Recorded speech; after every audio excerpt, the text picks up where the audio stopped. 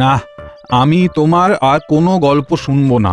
অনেক বছর ধরে তোমার গল্প শুনে শুনে কান আমার পচে গেছে। এবার আমাকে একটু রেহাই দাও। দেখো বিক্রম, এইভাবে আমার মনটাকে ভেঙে দিও না। আমি আমি গল্প শোনাতে চাই, তুমি কেন বুঝছো না বলো তো?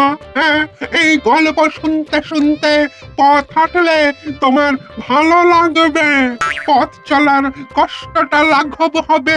তোমার ওই গল্পের শেষে তুমি প্রশ্ন করবে, তার উত্তর দিতে না পারলে আমার মাথা চূর্ণ বিচূর্ণ করে দেবে। প্রশ্নের উত্তর ঠিকঠাক দিলে তুমি আবার ওই দূরে শেওড়া গাছে গিয়ে ঝুলে পড়বে।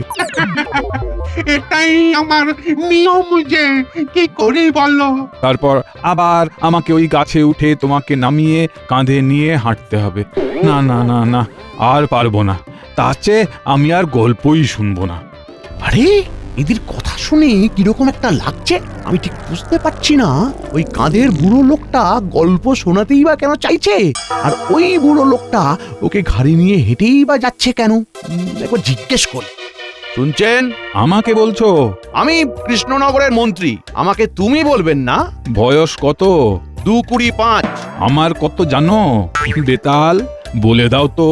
আমার বয়স হলো গিয়ে প্রায় 7,000 বছর, আর এই বিক্রমের হলো ওই ধরো গিয়ে 1006।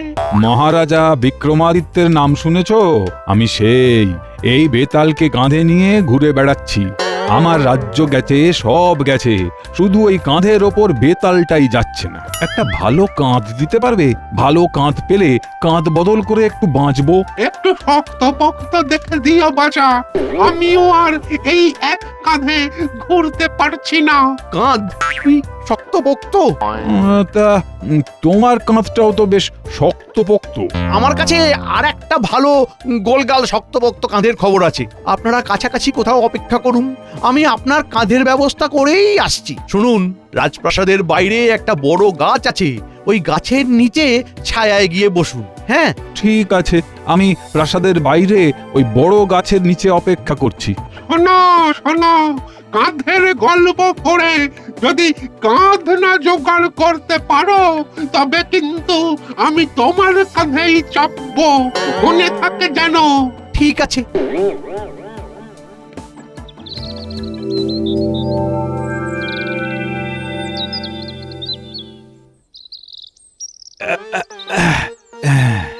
এই গাছটার নিচে বসি। এখানে বোকার মতো বসে না থেকে একটা শিক্ষামূলক গল্প বলি, শোনো। ঘাট হয়েছে, ক্ষমা দাও। আমি তোমার আর কোনো গল্প শুনবো না। বরং এই ছায়ায় বসি, ঠান্ডা ঠান্ডা হাওয়া বইছে, বেশ মনোরম পরিবেশ।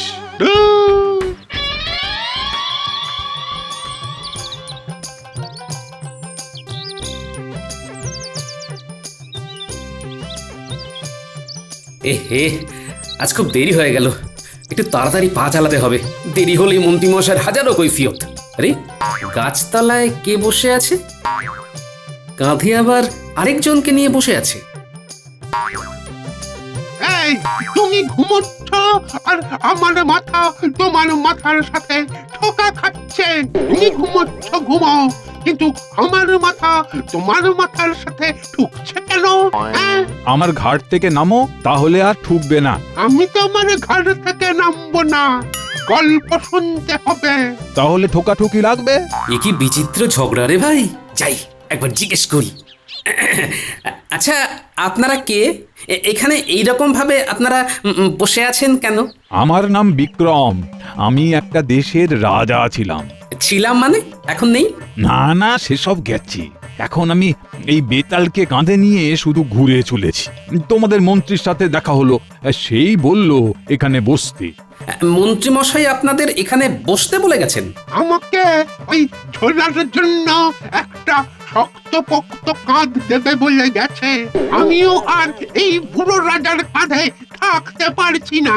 হ্যাঁ, আপনি কাঁধেই ঝুলবেন কেন সেটাই তো বুঝতে পারছি না। আচ্ছা, আপনার ঝোলবার যখন অতই শখ, তখন গাছের উপর ঝুলে থাকুন না। আমি তো গাছেই ঝুলে থাকতাম, দেখতাম। এই বিক্রমই তো আমাকে গাছ থেকে নামিয়েছে। আচ্ছা আচ্ছা, ব্যাপারটা কি আমাকে একটু বুঝিয়ে বলবেন? সে অনেক কাহিনী শুনবে নাকি? তাহলে তোমার কাঁধেই উঠি। তোমার কাঁধটাও বেশ শক্ত পোক্ত। শক্ত কম নয়, আমার কাঁধে চড়তে চায়। ওদিকে মন্ত্রী মশাই কার কাঁধের কথা বলতে চেয়েছেন কে জানে। শক্তপোক্ত কাঁধ মানে ওই সেনাপতির কাঁধ। কি ভাবছো? গল্প শুনবে? তোমার কাঁধে উঠি, ভালো ভালো গল্প শুনবে। হ্যাঁ, তারপর গল্পের শেষে একটা প্রশ্ন করব। উত্তর না দিতে পারলে তোমাকে আমি টুকরো টুকরো করে দেব। আর উত্তর দিতে যদি পারো, সোজা শেওড়া গাছে গিয়ে আবার ঝুলে পড়বো। আবার ওখানে গিয়ে সেই শেওড়া গাছ থেকে নামিয়ে নিয়ে হাঁটতে হবে। কি চড়বো নাকি কাঁধে? না না না না না, আমার এ কাঁধ কি আর আমার আছে? সে তো আমার গিন্নির দখলে চলে গেছে। এই জন্মে এই কাঁধে আর কেউ চড়তে পারবে না। যাকে রাজামশাই, আপনাকে একটা কথা বলি, মন দিয়ে শুনুন। বলো। আমি দেখছি আপনার খুব ঘুম পেয়েছে, আপনি শুয়ে পড়ুন। শোবো কি করে? এই বেতাল তো কাঁধেই ঝুলছে। এই বেতালকে নিয়ে শুয়ে পড়ুন না, বেতাল আপনার কাঁধেই থাকবে। শুয়ে পড়ুন, শুয়ে পড়ুন। হ্যাঁ, শুয়ে পড়েই বেতালকে মাথার নিচে নিয়ে নেবেন। বেতাল থেকে হয়ে যাবে আপনার বালিশ। বাহ, বেড়ে বুদ্ধিটা দিয়েছো তো। হ্যাঁ, এই হাত পাগুলো টান টান করে একটু শুয়ে পড়ি। কি মজা! কত বছর পর শুলাম। আমার রাজ্যপাট থাকলে তোমাকে আমি আমার মন্ত্রী করে দিতাম। এটা কি হলো বিক্রম? এটা কি হলো? তুমি আমার উপরে চাপিয়ে কেন? একটু ভালো করে দেখো, তুমি আমার কাঁধেই লেগে আছো। নাও নাও, তুমিও শুয়ে পড়ো, আমিও শুয়ে পড়ি। ও, কতদিন পরে যে শুলাম। তাহলে আমি আসি। প্রণাম রাজামশাই।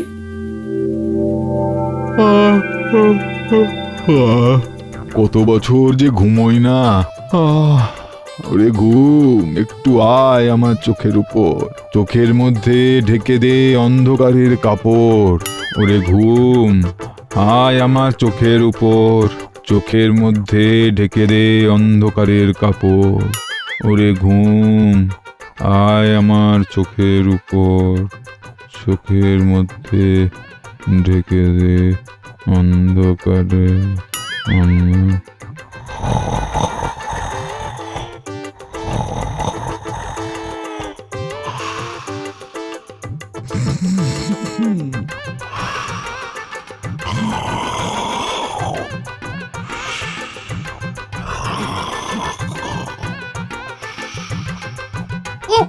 কি জ্বালায় পড়লাম রে বাবা। এবার এর থেকে মুক্তি কিভাবে হবে কে জানে। দেখি আমিও একটু ঘুমোতে চেষ্টা করি।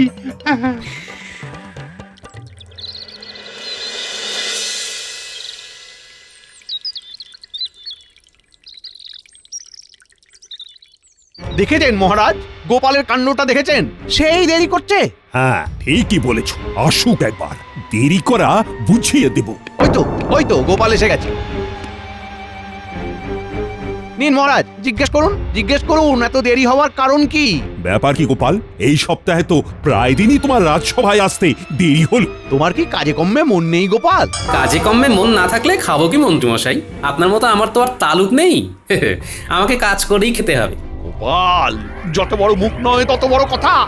মন্ত্রী, বিবাদ থামাও, আমাকে প্রশ্ন করতে দাও। যথাজ্ঞা মহারাজ, কিন্তু গোপালকে প্রমাণ দিতে হবে। হ্যাঁ গোপাল, মন্ত্রী সম্বন্ধে যা বলছো তার প্রমাণ কিন্তু তোমাকে দিতে হবে।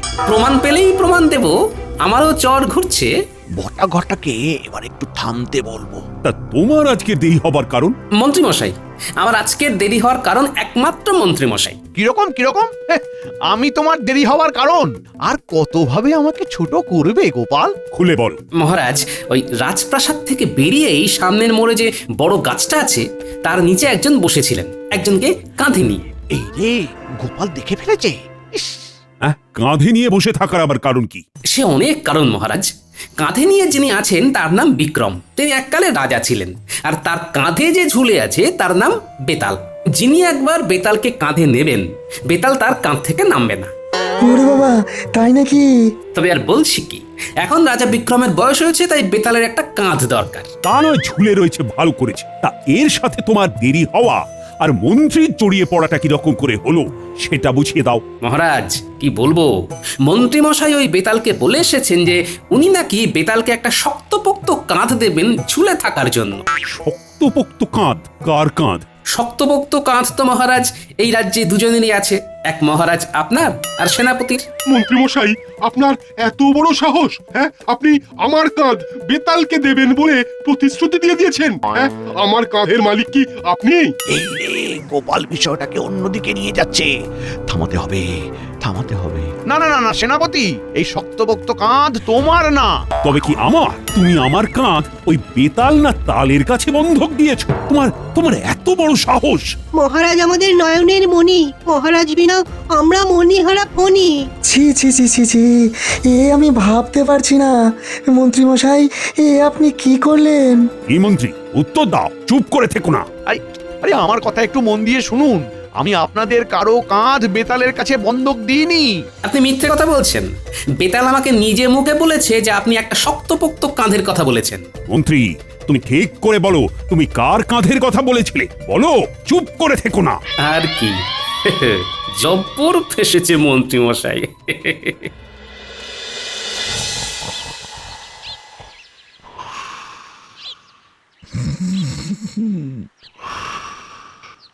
বাবা রে বাবা রে বাবা, কান একদম ঢালাপালা করে দিচ্ছে। এই বিক্রম, বিক্রম, একটু পাশ ফিরে শো। ঠিক হয়ে শুলে বেশি নাক ডাকবে।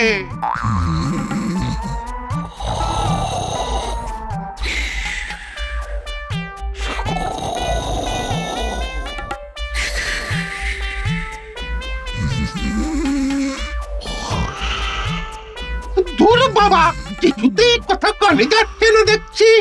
দাঁড়া দাঁড়া, এবার তোর নাকটা টিপে ধরি, দাঁড়া।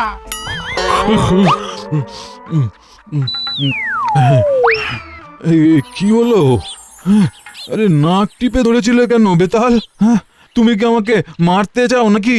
ভয়ঙ্কর নাক ডাকছিলে যে, আমি তোমাকে বারবার বলছিলাম পাশ ফিরে শো, পাশ ফিরে শো।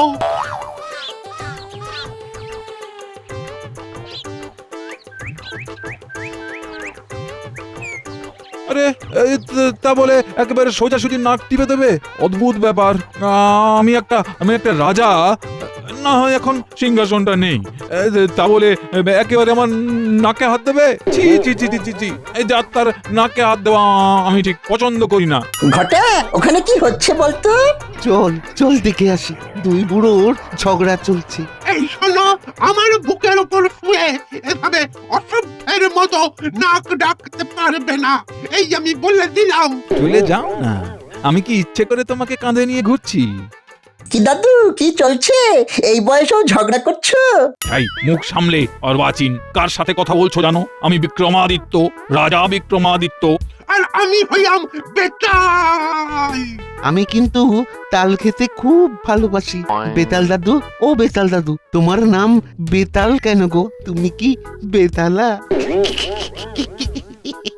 মূর্খ, মুখ সামলে কথা বলো। বেতাল, এই সুযোগে কাঁধে ওঠো, বুঝবে কত ধানে কত চাল। আমাদের সঙ্গে রসিকতা। একই রে, কিরকম লোক! একটু আগে দুজনে ঝগড়া করছিল, দেখ এখন একেবারে গলায় গলায়। তাই তো দেখছি। যাকে কিছু দাও। কি দেবো? নতুন এসেছো না দাদু, এদেশের নিয়ম কানুন খুব কড়া। নতুন কেউ এলে তাকে মোহর দিতে হয়, একে দর্শন কর বলে। তোমাদের দেশের রাজা জানে? জানে মানে? আমরা তো রাজকর্মচারী, মন্ত্রীর ইচ্ছেতেই তো এই সব কাজকর্মগুলো হচ্ছে। তোমাদের মহারাজ জানেন না? মহারাজের ইচ্ছে না থাকলে কি আর মন্ত্রীমশাই কর ধার্য করতে পারেন? তুমি জানো আমি এক দেশের রাজা। আমার রাজ্যে এইসব ওই দর্শন কর টর ছিল না। এই ঘটা, এই দাদু নাকি রাজা? কোথাকার রাজা? বাঁশবনে শিয়াল রাজা বলে একটা কথা আছে। অশিক্ষিত, দাঁড়াও, তোমার হচ্ছে। কি করবে দাদু, একে তো হাঁটতে পারো না, তাও আবার তোমার এত তেজ। সাবধান! গোপাল, ও গোপাল, এ কি হলো? ভূমিকম্প নাকি? কিছু বুঝতে পারছি না মহারাজ, একটা প্রচন্ড জোরে চিৎকার শুনতে পেলাম। মহারাজ, একজন বৃদ্ধ মানুষ আরেকজন বৃদ্ধকে কাঁধে নিয়ে আমাদের রাজপ্রাসাদের দিকে আসছে, সাথে সাথে বটা ঘটাও আছে। এই সেরেছে, গোটা গোটা কি উল্টো পাল্টা কিছু করলো নাকি? এই গোপাল, এবার কি হবে? এই ভাবো ভাবো। ভাববার কিছু নেই মহারাজ, যা হবে দেখা যাবে, আর যা হবে তা ভালোর জন্যই হবে। বলছো গোপাল, যা হবে ভালোর জন্যই হবে? গোপালের কথার উপর কি বিশ্বাস নেই? একটু ধৈর্য ধরুন। কই কই এই রাজ্যের মহারাজ কোথায়? আমি আমি আমি আমি মহারাজ কৃষ্ণচন্দ্র রায়। তোমার রাজ্যে ভয়ঙ্কর অরাজকতা চলছে, সেটা কি তুমি জানো? অরাজকতা? ও গোপাল, ইনি কি বলছেন? আমার রাজ্যে অরাজকতা? আগে মহারাজ, ফন্দিবাজ একটি মানুষ যদি আপনার মন্ত্রী হয় তাহলে এই অরাজকতা চলবে মহারাজ। গোপাল, মুখ সামলে কথা বলো, ভুলে যেও না আমি মহারাজের পরেই। এতদিন তো অনেক সামলে সামলে ছিলাম, এবার তো আপনার সব ভান্ডার খুলে গেছে। কি সব বলছো গোপাল? সবকিছুতে আমার মাথার উপর দিয়ে যাচ্ছে। মহারাজ, রাজা বিক্রমদেবকে জিজ্ঞেস করুন না, বটকৃষ্ণ আর ঘটকৃষ্ণর কান ধরে আছেন কেন? হ্যাঁ, তাই তো। আচ্ছা, আপনি এই দুজনের কান ধরে আছেন কেন? আগে বলো মহারাজ, এই দুইজন কি তোমার রাজকর্মচারী? মোটেই না। দুজন চোরকে আমি আমার রাজকর্মচারী বানাবো, এটা ভাবলেন কি করে? তাহলে এই দুজন মানুষ তোমার নাম করে রাজ্যবাসীর কাছে কর চায় কি করে? কর আদায় করে? মন্ত্রী, কি শুনছি? বটা ঘটাকে ছেড়ে ফেলতে হবে। বটা ঘটা, এই অভিযোগ কি সত্যি? ও মন্ত্রী মশাই, নাটক করবেন না। আমি নাটক করছি? ধরা তো পড়ে গেছেন, এবার সত্য কথাগুলো বলে ফেলুন। বিক্রম, আমি তোমার ঘর অবশেষে পাকাপাকি ভাবে ছাড়লাম। ভালো শক্তপোক্ত কাঁধ পেয়ে গেছো বেতাল? হ্যাঁ, পেয়ে গেছি। এই তো মন্ত্রীর কাজ। তোমাকে পাকাপাকি ভাবে ছাড়লাম বিক্রম। তোমার সাথে এতগুলো বছর, এতগুলো সময় কি সুন্দর ভাবে কাটিয়ে দিলাম। আমাকে ছেড়ে দিন বেতাল, আমি আপনার জন্য কাঁধ দিচ্ছি। বেতাল দেবের আর কাঁধের দরকার নেই, আপনার কাঁধটি ওনার খুব পছন্দ হয়েছে। বেতাল, নাও এবার সত্য কথা বলাও। দর্শন করো কার সৃষ্টি মন্ত্রী। দর্শন কর? সেটা আবার কি? মনে আছে মহারাজ, একদিন রাতে আপনার কাছে এই বিষয়ে বলেছিলাম।